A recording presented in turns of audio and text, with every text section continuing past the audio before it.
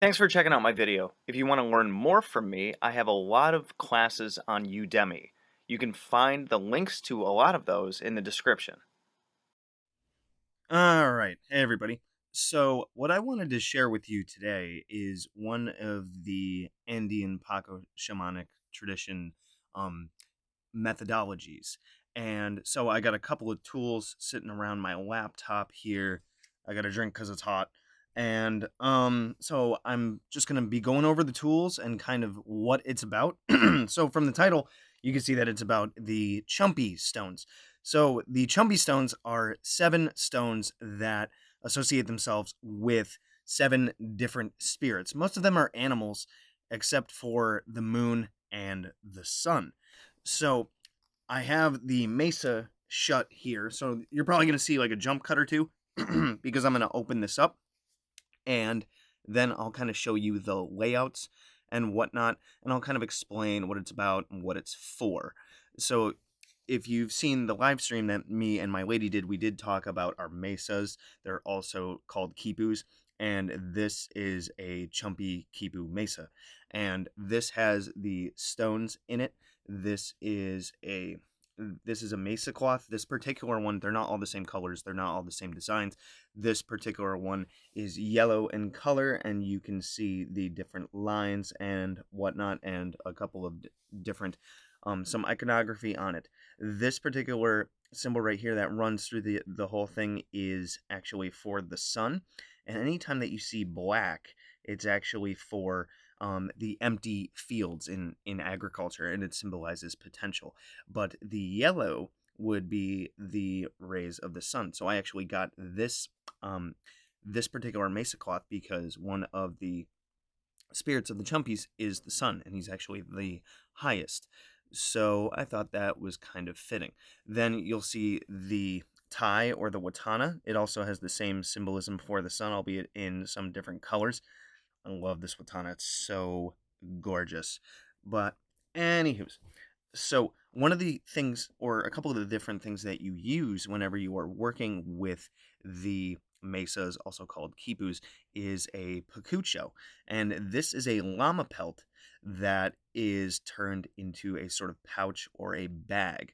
Now, traditionally, they would keep coca leaves in here because the people of the Andes actually chew on them. It kind of acts as it's a very good source of minerals, and it's a very good source of like it's almost like coffee to them, where it helps to open the lungs up because of course they live high up in the Andes where there's like less of an oxygen count and whatnot. So it actually helps them arguably to survive up there. It's something that they keep in here, usually in this or in a chuspa bag, and I'll show you the chuspa bag in a minute. And then this is kind of the way that I explain it to all my magic for hire people when I do spells for them is this, which I use in like every ritual. It's like a megaphone.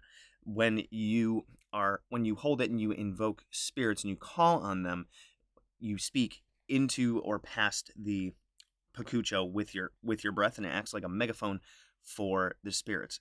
Now, let's take a step into symbolism and whatnot. It is white, so that symbolizes the highest realm. Think about white being up in the clouds, and so it symbolizes what they call the Hanak Pacha, or the spirits of the higher realms, the Hanak Pacha. And then whenever you are working with a mesa or a quipu, you can traditionally have it where you're holding the mesa and the pacucho, and you do your prayers speaking into it. Like I said, you're speaking into like a megaphone, right? So when I do the invoking prayers for the particular person that I'm working with, and this is one of my magic for hire methodologies, is the Chumpi stones and the Chumpi healing. Then when I initially invoke the spirits of the directions and the sky and the earth, I speak into the mesa and the pacucho like this. So now inside the pacucho, it has I'm trying to think of what I put in here. There is a pouch that has 7 different sands that are from the 7 sacred mountains in Peru. And then I think that's the only thing in here that I do want to talk about. But if you, all of them open up differently, by the way. Mine has this little catch here. and then this part kind of folds open, and I'll see if I can kind of turn it to show you guys. But you can see a little bit of blackness right there.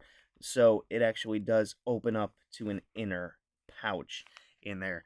I think, when you work with these tools and you develop a relationship with them, because the shamanism is a very animistic kind of tradition, it's almost like you fall in love with your tools, and it's when you grow the relationships with your different tools, they become very, very special to you. I'm trying to remember if my lady showed her Pakucho on the live stream that we did, but if you guys want a particular little short video on Pakuchos, we can definitely go over both of ours if you want. So just drop that in the comments if you're interested in that kind of stuff, as well as anything that has to do with the Andean Paco shamanism. So I'm probably going to do a couple of jump cuts as I set this stuff up, but the other things that are used in a lot of the rituals and stuff are the bells. Now, you'll notice this has two different symbols on it. It has the llama, and it has the symbol for Taita Inti, or father, son. So you kind of have masculine and feminine, and they each make a different tone. And these are used when you're calling the spirits also. My lady's much better at this than I am because you ring them with both hands, and this hand is a little bit disabled thanks to brain issues. But I thought I'd show you those also. So, when you work with the chumpies, you have to open up your mesa. Of course, I'm going to move a couple of things around. I'm probably going to do a jump cut and then get back to you. But you remove the watana, and that actually becomes part of the ritual setup. And you unfold the mesa. Maybe I'll just turn it and I'll play around with it a little bit, right? So we'll kind of mess with that here. Now, this has an interior cloth in it, and remember I said I'd show you the chuspa bag? This is a chuspa bag. This is mainly used to hold coca leaves and stuff, but with mesas or quipus, you can hold your stones in a bag like this. And then, because I really, really like to take care of my stones, because you don't want them clicking together and getting chipped or damaged, I don't know if other Pacos do the same kind of thing, but me and my lady like to put them in little bags. And there's a lot of great iconography with roses, which we're going to talk about in the book that her and I are writing. But I have each of my chumpy stones in these little rose bags. So I'll end up getting those out. And then if I get technical enough, maybe I'll end up doing one of those things where the recording speeds up a bit. But so taking the chuspa bag, and I'll put it to the side over here. And so let me talk about this particular cloth right here. So we have the 4 different colors. As you can see, if I can just kind of turn it correctly, right? You got, now this is a Taiwantan cloth. So this has 4 different colors representing the 4 different regions or realms of the Incan Empire. The north, the east, the south, and the west part of the Incan Empire. So, it's almost like, well, it's the 4 directions, and it's the 4 different sections of the Incan Empire. Now, you got to remember that this encompassed kind of an area of Peru and Chile and Colombia, if I remember correctly, and they divided their kingdom into 4 different parts. So this is representative of that. You can also think of it as, like the four corners or 4 sides of like the medicine wheel, I guess you could call it, if you're familiar with that term. You could do north, east, south, and west with that kind of thing. So what I'll end up doing, and I'll try to orient it towards you guys. I'm just trying to remember exactly the setup here. Yes, so you have the brown on the top with the black on the bottom, and then you have the white over here and the gray over here. Because what we're talking, if I remember that correctly, because you have the mountains, you have the rising sun, you have the setting sun, and you have the darkness of the earth, right? So then you got to take the stones out of the bag. So I'm not going to show you them individually as I'm setting them up because I would much rather do it in a particular order as I set them up here, so bear with me.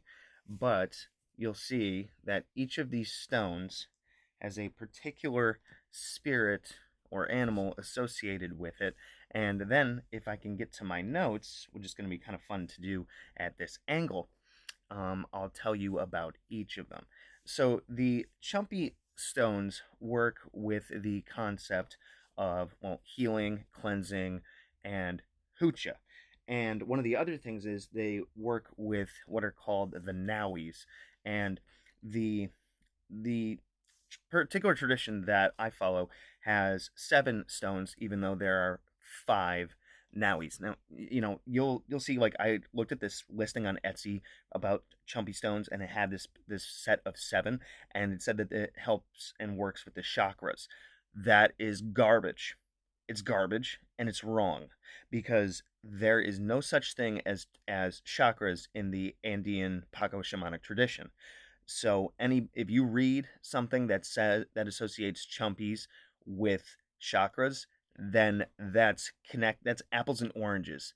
It's two things you don't want to mix together. So it's it's like pineapple and pizza. It's nasty. It doesn't work.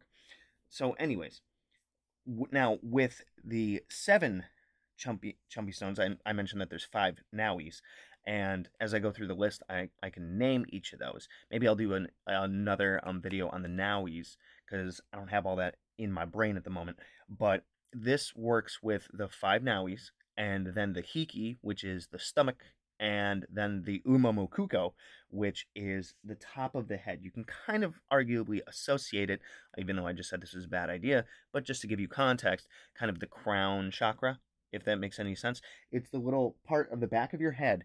It's the part of the back of your head where, if you look at it, it's like the root of your hair where you can see a little spiral, a little spinning.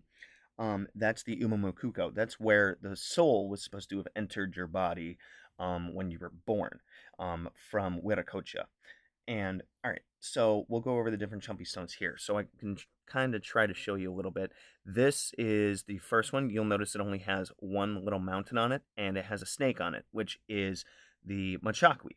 And Machakwi means snake. Now, you can also associate it with Amaru, which is another kind of snake, but you can kind of think of Machakwi as like your everyday snake, the snakes that you see everywhere. And then Amaru is more of a a powerful and arguably bigger snake. So we're talking about like you could associate it with like the great serpent, the rainbow serpent from Australia. Speaking of which, did anybody see on my Instagram the my Yidaki with the rainbow serpent on it from Australia? Amazing sounding Didge, although it's called a Yidaki. Anyways, so this one is the first one. That's why there's one mountain point on it. Then we have the Puma, or the Otarango, and this has 2 mountains on it, symbolizing the second stone.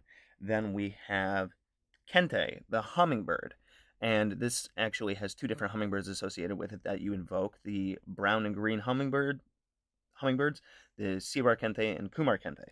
Then we have Kuntar, or condor, and that's actually where we got the word condor, was from their native language of Quechua.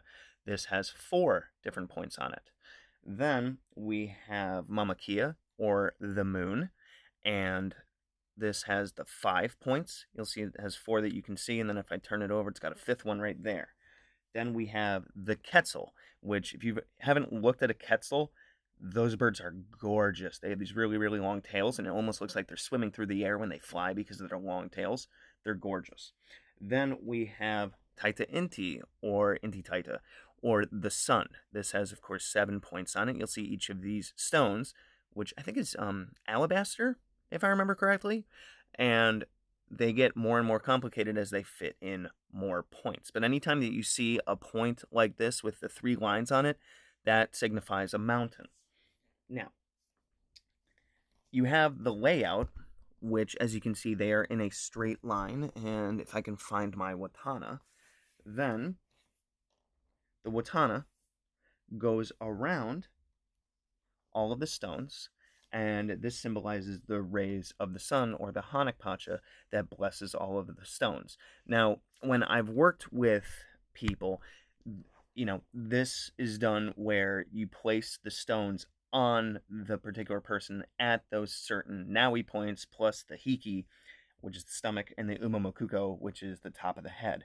And you petition each of these spirits over and over and over and over and over to come in, to go into that particular energetic point, to cleanse, to heal, to remove any heavy hucha, which I could step into hucha for a second. Hucha is heavy energy that can come from bad habits with eating, or emotional difficulties, or just having a rough day.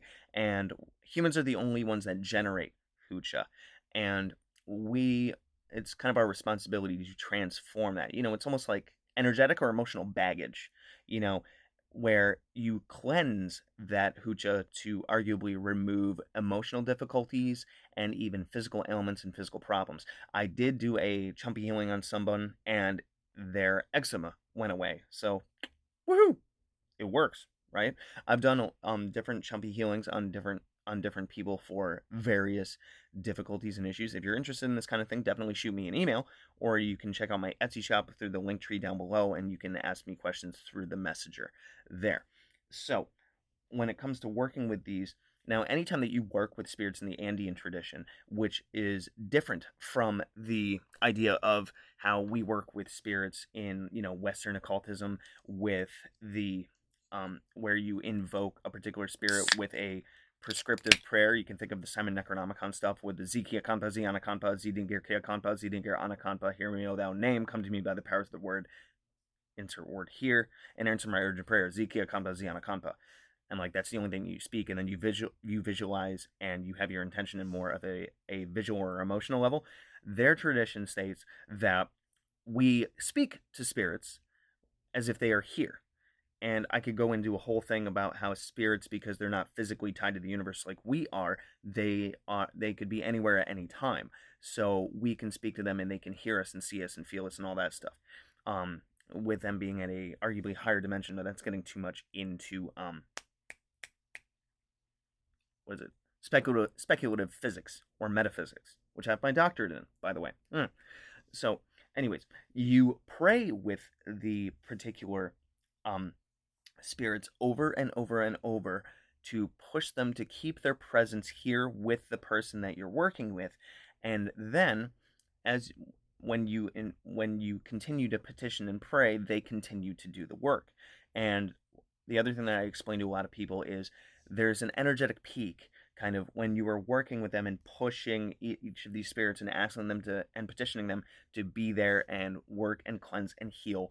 And you feel that energetic peak of them working, and then that energy kind of dies down, and you know that their working is coming to an end. So you're sitting there the entire time after you you lay the stones on them, and you open each of the energetic points, and then you do the prayers over each particular point over and over and over and over. And the client is laying there, and then they receive the healing, and then you close the energetic points, because the Nauis are seen as like eyes. They're not spinning centers of energy like chakras and whatnot. It's a pet peeve about the Nauis and the chakras.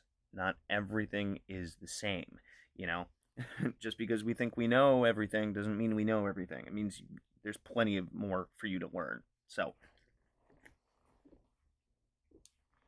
now, this is not only just a healing that can be done on a particular person that's sitting in the room with me, but it is also something that can be done by distance, because traditionally the people in the Andes, the Caro, they lived in sparse villages. So you might get someone who's sick in one village, and they send a family member, 50 miles, 100 miles, 10 miles, whatever, away to another village where somebody is a Chumpi Paco, like me, and they say, hey, my cousin is sick, can you do a healing on them?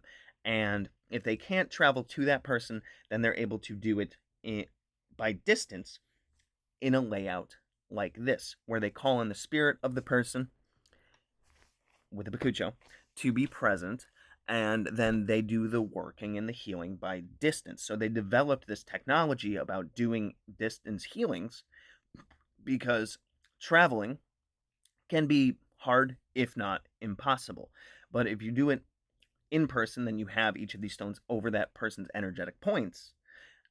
But if you don't, then your mesa, which is really arguably an altar when you set it up, becomes a representation of, think as above, so below, or as is small, so is big, an axiom. This becomes an energetic representation of that person. And then when you do the working on them, it translates from where you are to where that other person is. So the Indian Paco tradition actually gives credence and validation towards doing spell work and healing by distance. So, it's just one of those fascinating things that you find when you start working these various different traditions. So, if I talk about if I can dig up my notes, which I'm probably just going to turn the camera for a little bit. So the Amaru works with, oh, and side note, each of these different Chumpi stones also corresponds with a different color of the rainbow. So we work with the different colors of the rainbow to bring different vibrations or different energetics of healing. And it starts with red on the bottom, and you go Roy G Biv all the way up to the top. And each of these particular spirits works with different kinds of energies. There's a direction of the wind that goes with each of these stones, and also a point physically where one of the Nowies is. So you have, if I can remember this off the top of my head, the Machakwi, or the snake, that works with, basically the pelvic bone. Then you have the Atarango, which is more of the belly button. Then you have the hummingbird, which is the stomach. You have the Kuntar, which is the condor, which is the heart. Then you have the moon over the throat. The Quetzal, which is over the center of the forehead. I don't want to say third eye because I don't want to associate it with the whole chakra jazz, but I just did. And then you have the sun back here at the Umamokuko. And each of them, like I said, works with a particular mountain. So if I can pull these up in my notes, you have, so I'm just going to list them from bottom to top. So Apu Asangate, and then Apu Sakantai, then Pachatusan, then Huanakari, then Apu Saksaiwaman, then Waikawilka, and then number 7, Kairidi. So one of the biggest things that you can learn from the Indian Paco tradition is how everything is symbolic. Everything is symbolic of something in nature. So that's why the stones are associated with a rainbow color, with a mountain, and with a particular spirit or animal. And even the Taiwantan cloth has the different colors on it representing the 4 directions, and then the Mesa cloth has different symbolism on it that can symbolize various different things. Like my Nusta bundle has water and waves. My Chumpi Mesa cloth has the sun, and my main Mesa cloth, which I'm probably going to make a video on, has a lot of black to symbolize a lot potential, and it has, I believe, other representations of like fields and tilled fields, and then maybe a association with the sun as well. You'll find the sun to be represented quite a lot. And then you have the Pacucho and the bells that each have their own particular association with them, like the color and even the particular animal, because it lives so high up, it's representative of that higher realm. So the Chumpy stones also have a separate layout for meditating with them that is different from, this is like the healing layout, and the meditative layout is different.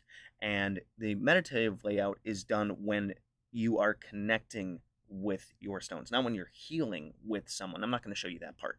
But one of the other things is, this is an initiatory tradition where any of the Indian Paco traditions and ways, they are given, they are taught and given by what is called a karpai. Now, karpais are, the word is translated as permission. So someone was given permission by the spirits and taught a technique. They're taught a particular technique, and then the spirits are like, now you can use this to work with people and heal people, and you can teach this to other people. And then that is translated by a, through lineage of somebody taught someone else. Somebody who was given the permission and the technique then gives the permission and technique from to someone else. And by the way, just a little clarification, the spirits grant the permission. So, you know, if you do a, or if someone does an offering, a hierarchy for the permission of, to, or to give someone a healing technique, and that hierarchy is not well received, and there's signs for that, which we could talk about hierarchies. We really want to make a video on despachos and hierarchies. So we're going to get into that. But the video, or the if it's not well received, then the spirits are like, hey, this is not their time, or it's a flat out no. Maybe that person isn't energetically ready. Maybe they are going to use it for purposes other than what the healing technique or working with the stones is supposed to be for. So the spirits will tell you no. But you can't just pick these up and start working with them in the various ways. It's like, you ever see those like government warnings on things like bear spray? It says, you know, it's a federal offense or it's against the law to use this thing in any way other than what it's supposed to be used for. Well, I would argue the same thing with these different techniques that are done through a lineage holder, where the spirits aren't going to be as well received because we don't channel the energy. We are not the healers. When I do a Chumpi healing on someone, it's arguably not me doing it. I'm the intermediary. I'm the representative, but I'm calling on those spirits to do the healing. So the spirits are the ones doing the healing, I'm just saying, hey, I have a relationship with you guys, and I'm wondering if you could come over here and help this particular person because I would really like to help them with their problems. And the spirits come in and they do the healing. It's not me, it's the spirits. It's like Reiki. The energy comes through me to do Reiki on someone. Speaking of lineage stuff, Reiki is another example of a lineage tradition where, you know, I believe the story was like that the first guy went up on a mountain and he stayed there for a couple of days and he was given the Reiki technique, and then that's taught by other people. Yeah, you can pick up like the Magick of Reiki by Christopher Penksack and start doing it, but that's another thing that's arguably a karpai. It's arguably a tradition kind of thing where, you know, anybody that is taught by someone else, I mean, there's self-taught people with a bunch of different things, but when you are taught by someone else how to do a particular thing, then you are carrying on a tradition. It's like the people that make swords in Japan, katanas specifically. That is a lineage tradition because you can say, hey, I was taught by this particular blacksmith, and they were taught by this one, and they were taught by this one, and they were taught by this one. So it goes all the way back. And any of us that work with these kinds of traditions, the Kara traditions, if they've done it right, they should be able to explain to you, my lineage is from this person, this person, this person, this person, this person, and it goes back, you know, a good number of ways. So I do want to clarify that, you know, there's people out there that, like, you know, these stones are, or they can be sold, but it's whether or not they are blessed and whether or not they are quote unquote activated. But you can go to like a shop in Peru and pick up some Chumpi stones because people saw these and they're like, "Yo, I could make a set of these and I could sell them." It's the same kind of thing as Yadakis and didgeridoos. A didgeridoo is a, like, I have a didge right here. This is a didgeridoo because it's the Western name for it because it's an onomatopoeia of what it sounded like. Now that is a didge, but the one that I have that's made from someone who made it the traditional way is called a yidaki because that is an aboriginally made instrument, and there is arguably a spirit in that tree. That's why whenever I put the yidaki away, which by the way, it's upstairs, you sit it upwards because you're giving honor to the tree. If you lay it down, that's disrespectful. So, moral of the story is these kinds of things have spirits in them, and they are to be respected. They're respected by the karpai that you receive before you start working with them. They're respected by actually calling on them and asking permission to work and help with someone. They're respected by using and understanding the proper way of working with these things. And yeah, I didn't have a fourth point, but these kinds of things, you can find your hedge witch person that buys stuff on Etsy and reads a couple of articles and thinks that these are associated with the chakras, and then they start working with them, and arguably the spirits are like, I don't want to be used in that way.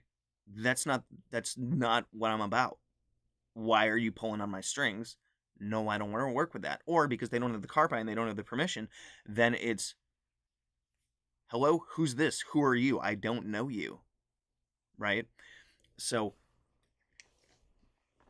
it's very important, and I will sit on my soapbox about these traditional things being done in a traditional way, and giving honor to those spirits. We need to work with spirits in an honorable way, and anytime that there's a technique or something that's done through a lineage and through the permission of spirits, they are the ones that we work, or they work through us, and we have to respect that. And that goes with like any kind of thing that you do with any spirits. That's why I don't like the idea of the goetic system of commanding a spirit to come here and help me out with this particular thing. That's bossing someone around. That's like kidnapping an electrician and bringing him into my house and saying, "Fix my light." Right? Fix my light on my ceiling that I need to get around to fixing. uh, you know, it doesn't make any sense. You got to work with, it's divine reciprocity. So also traditionally with these, an offering is made with those spirits because I'm not just asking for them to come and help for nothing, right? It's you scratch my back, I scratch yours. So when I do a healing with someone, an offering is also made on the behalf of that person. So I give something to the spirits so they can help with I give something and then they give something, where I give an offering and then they can help and heal and work and do some things for a particular client. So I could talk arguably all day about the Chumpi stones because this is like I think it's the first karpai that I got from my teachers, and there's just something that has always gravitated me to them. So this is one of my favorite healing techniques. It's arguably my favorite mesa that I have, and there's just something about working with them because you can even work with each of the spirits individually because each of them has their own heal, what they work on and what they heal and what they can help teach you. And there's been times when I'll sit there and I'll just invoke, I'll call on, you know, um, the hummingbird or the kente, or both of them, Siwar kente, Kumar kente, and I'll meditate, and then they will show up. And maybe I'll go on a journey somewhere, or maybe I'll just receive a message, or maybe I'll just sit in their energy. And then, you just build a relationship with those spirits in that way. And each of them has something to teach you. Every kind of spirit that you work with has something to teach you. So, all right, this has been quite a long one, but definitely let me know if you liked it or if you're interested in learning more about the Andean Paco traditions and healing techniques and things like that, because we could also talk about the traditional mesa, we can talk about the Nusta mesa, we can talk about the hierarchies or despachos or offerings, and we can talk about working with different spirits in that way. And I mean, I'm talking about the stuff that I know, but my lady knows a heck of a lot more than I do. You know, she's the encyclopedia of this kind of stuff, and I have volume 1 or 2, and she has in here, and she has the entire library in that brain of hers. So let me know what you guys think about this one, and if you want to know more. If you would like to learn more about these kinds of things and these techniques, I do have a Patreon tier where I'm going to be putting up some different teachings and things about the different Andean Paco traditions. So if you want to do a deep dive on that stuff, then that's available. My lady also does one-on-one mentoring and apprenticeship stuff with that. She's actually working with a couple of people right now, and she's opened for more. So definitely shoot me an email. You can find the link down there if you want to know more about that. But anyways, that'll be all for this time, and this was kind of fun. So, yeah, I'll see you guys next time. Good hunting.